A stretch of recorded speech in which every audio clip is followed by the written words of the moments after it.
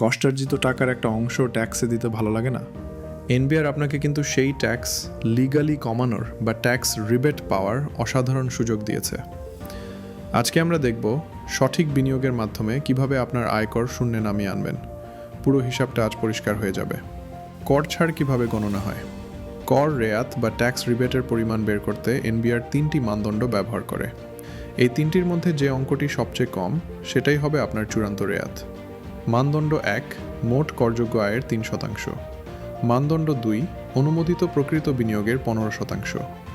মানদণ্ড 3, সর্বোচ্চ 10 লাখ টাকা কোন কোন বিনিয়োগে কর ছাড় পাওয়া যায়। এনবিআর মোট 9টি খাত নির্ধারণ করেছে।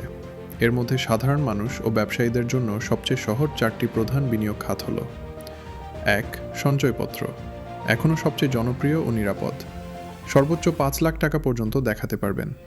2, ডিপিএস, ট্যাক্স সুবিধার জন্য বছরে সর্বোচ্চ 1,20,000 টাকা পর্যন্ত দেখালেই যথেষ্ট, অর্থাৎ মাসে 10,000 টাকা। এর বেশি দেখালে সুবিধা পাবেন না। 3, শেয়ার বাজার ও মিউচুয়াল ফান্ড, তালিকাভুক্ত কোম্পানির শেয়ার, মিউচুয়াল ফান্ড অথবা তালিকাভুক্ত বন্ডের বিনিয়োগ। 4, জীবন বীমার প্রিমিয়াম, এছাড়াও রয়েছে প্রভিডেন্ট ফান্ড, অনুমোদিত পেনশন ফান্ড, কল্যাণ বা গ্রুপ ইন্স্যুরেন্স এবং সুপার অ্যানুয়েশন ফান্ড। রিয়েল উদাহরণ, চলুন একটি উদাহরণ দেখা যাক। ধরুন রহমান সাহেবের করযোগ্য আয় 8 লাখ টাকা এবং তিনি বিভিন্ন খাতে 3 লাখ টাকা বিনিয়োগ করেছেন। রেয়াত হিসাব: করযোগ্য আয়ের 3% অর্থাৎ 8 লাখ টাকার 3% 25,000 টাকা, বিনিয়োগের 15% অর্থাৎ 3 লাখ টাকার 15% 45,000 টাকা, সর্বোচ্চ সীমা 10 লাখ টাকা। এই 3টির মধ্যে সবচেয়ে কম হল 24,000 টাকা। সুতরাং রহমান সাহেব 24,000 টাকা কর ছাড় পাবেন। স্যাভি ব্যাংকার প্রো টিপ: সর্বোচ্চ রেয়াত পেতে কত টাকা বিনিয়োগ করতে হবে? একটি সহজ হিসাব শিখে নিন। আপনার করযোগ্য আয়ের 3%কে করে 100 দিয়ে গুণ করুন। রহমান সাহেবের ক্ষেত্রে 2,400 গুণ 100 অর্থাৎ 1,60,000 টাকা। সুতরাং রহমান সাহেব মাত্র 1,60,000 টাকা বিনিয়োগ করলেই তার প্রাপ্য সর্বোচ্চ 24,000 টাকা রেয়াত পেয়ে যেতেন।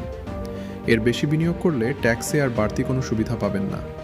গুরুত্বপূর্ণ শেষ কথা, আপনার ইনভেস্টমেন্ট রেয়াত বাদ দিয়ে ট্যাক্স যদি শূন্যও আসে, তবুও আপনাকে এলাকাভেদে ন্যূনতম কর মিনিমাম ট্যাক্স দিতেই হবে।